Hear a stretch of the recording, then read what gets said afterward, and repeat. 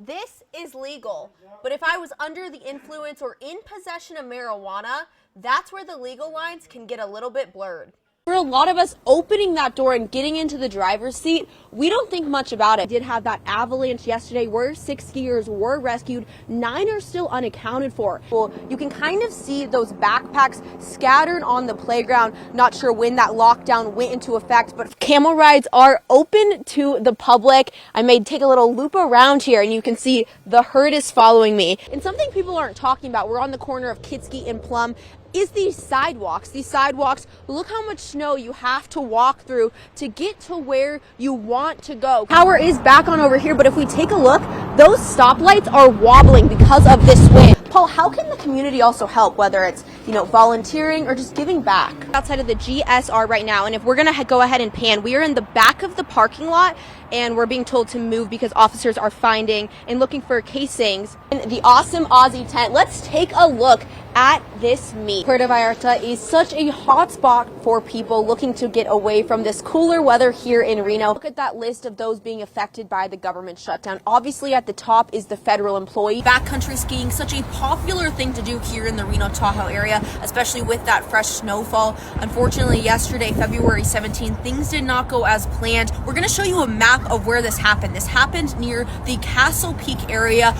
If you're planning a trip to Mexico, here's what you need to know before you head to the airport. This could be you this weekend, so here's all your flight updates going into the weekend. The FAA announced that they are going to be cutting 10% of flights at 40 major airports. So it's Radon Action Month, and the University of Nevada, Reno is giving out radon test kits. So how you test is you simply just plop that on the floor, and the charcoal in there will take a few days to soak up that gas. 72 miles is what the nonprofit Clean Up the Lake is trying to clean. Over the next 2 years, this project could take. It's what no one is going to tell you about this winter storm.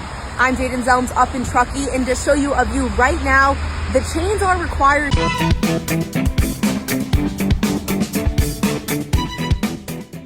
I am in Midtown Reno right now, asking people what they think about hot August nights. Do you know about hot August nights? I do. What's your favorite part about it? Staying home. 3 massage parlors were shut down in Sparks last year, including the one next to me now, amid an ongoing investigation into alleged human trafficking and prostitution. Investigators say what appear to be legitimate businesses were fronting a much darker reality. Experts say this type of alleged trafficking highlights a larger problem. Vulnerable individuals, including children, can be targeted. According to the U.S. Department of State, 2017 data shows that 41% of child trafficking cases involve family members or caregivers. Jenny Williamson is the CEO of Courage Worldwide, an organization that provides safe houses to children who have been sex trafficked. And they get into that world of trafficking because there's a boyfriend or a family member that convinces them that's all they're good for. One of those survivors is Jessica Contreras, now an employee at Courage House. She says her foster parents trafficked her. Got transferred from San Diego juvenile system to Courage House, and it was the first time I think I ever felt like I had a family. It's a sense of safety she had never felt. Wasn't worried when I closed my eyes at night that somebody was going to come into my bedroom or that I was going to be woken up to do something that I didn't necessarily want to do.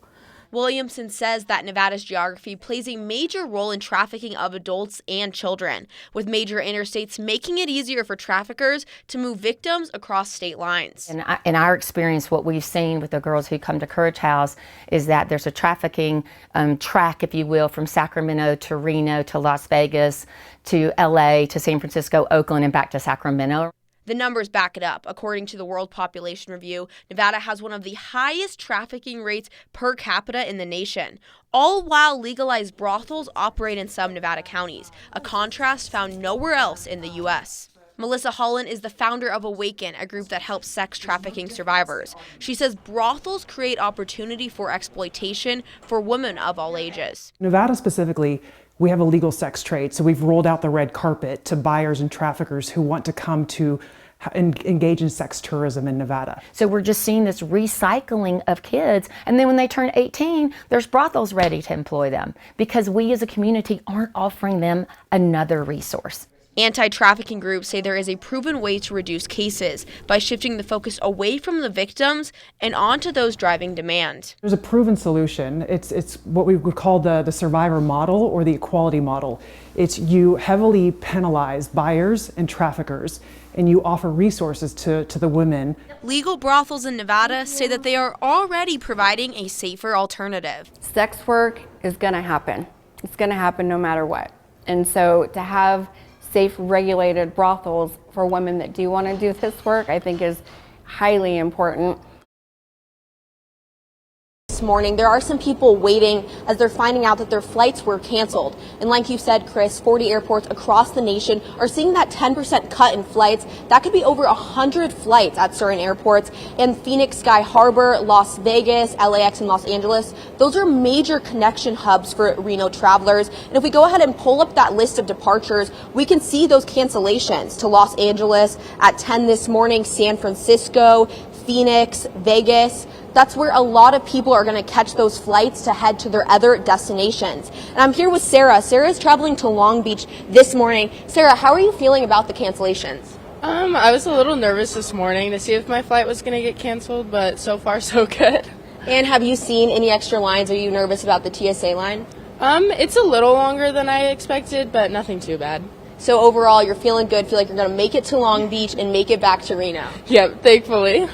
So some people aren't super worried, but we're going to continue to track this. Through this morning, the airport did say they will continue to see that ripple effect. Nevada Department of Education recently rolled out its Stellar Framework this year, a guide for responsible AI use in K-12 schools. Angela Orr, principal of Doral Academy, says she encourages students to embrace AI, but not in one subject. We spend time in the classroom monitoring how students write, so we're not very worried about how AI will impact student writing because we do that here at school so that we can monitor it, assess it, and correct it in the moment. Mr. Wilkinson, high school English teacher at Galena High School, encourages students to use AI in their writing process, and he's a part of the majority of teachers that embrace AI. The National Education Association reported that in K-12, 83% of teachers reported using generative AI in their classrooms. We have general rubrics for the district, the skills students are supposed to master, but if we have a specific assignment that calls for specific tasks, the AI can produce that about 10 times faster than I could manually.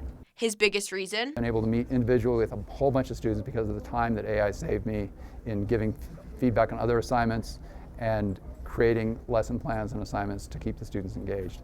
Students said that sometimes the AI gives them stricter feedback than their teachers. I can go to AI and be like, hey, what's going on? What am I getting wrong on this? Can you help me walk me through it? And it can. The state hopes AI can help students catch up on post-pandemic learning loss, but officials say it still needs a lot of human oversight. So we actually make it very clear in our regulation and internal guidance documents that we are never to use AI one-for-one. There must always be a human in the loop. With any outside tool being used in the classroom and at home, there's always a concern. And initially when we were adopting AI and deciding the guidelines and forming our administrative regulation around it, that was a concern that, hey, students may be using AI to cheat. Mr. Wilkinson combats cheating the old-fashioned way. How do you combat with testing a student just putting the essay rubric into AI and getting it? This is where our final exam is going to be this quarter. Good old blue book. Old people might recognize this. They know they need to be prepared to use their own brain to do well on our final exam. While AI continues to evolve, educators say the real challenge is making sure students don't lose something far more important, their own thinking. It's a balance, and the ultimate goal is they need to learn how to use their own minds in a world in which AI is every place. In Reno, Jaden Zelms.